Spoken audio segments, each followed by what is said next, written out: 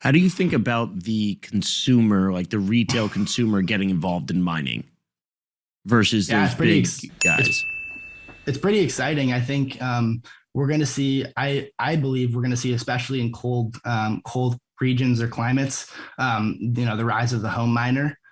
Some very very savvy kind of engineers or Bitcoiners, if you want to say, have been doing this already. But the reality is, these miners kick off a lot of excess heat, and so doing it somewhere that's pretty cold is actually, you can kind of get a two for one where you're mining Bitcoin and you're producing a lot of excess energy and heat, and that byproduct can actually heat your home. So it's like almost two birds with one stone. And so it's something that actually I am exploring currently, but I think we'll see that a lot, and it'll kind of just become. I think Square's working on that, right? They're working on building that out in their app, as well as working on an ASIC. So that would be pretty exciting, and I think we're a little bit away from kind of that becoming the standard, but it would be awesome to see in the coming 5 years or so.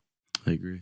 What I also think would be really interesting, I don't think I've seen one yet that seems viable and commercial, is when you start to get anything that plugs into some sort of electricity and it mines Bitcoin in its off hours. So like I'll use a super egregious, almost absurd example, but like you could see it happening, is somebody builds like a microwave. When it's plugged in, it's pulling a little bit of power, right? Because it's obviously able to display the time and that type of stuff.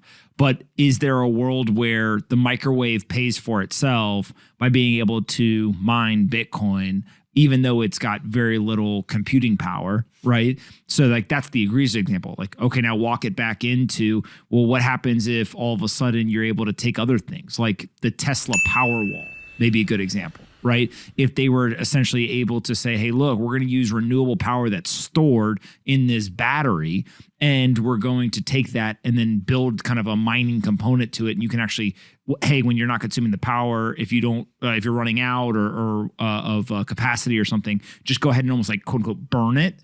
But you're burning it by using it to drive some sort of monetary value and help secure the decentralized Bitcoin network. Like, I think go ahead. it's pretty interesting. I think Bitcoin mining kind of will almost like flatten out these disparities in energy prices across the world, right? You're seeing a huge energy crisis in Europe, right? So Bitcoin miners in Europe currently, they're probably not going to be on full tilt, right? They're gonna instead sell their energy to the grid, right? You're seeing a lot of like grid miners that like in Texas per se, that are establishing this baseload energy demand, and then when demand spikes, they turn off. And so you can see that kind of at a micro level, right? Where say maybe not a microwave, but say a water heater, right? So a lot of these things are continuing to be built out, and there's engineers all over the world kind of working on this stuff.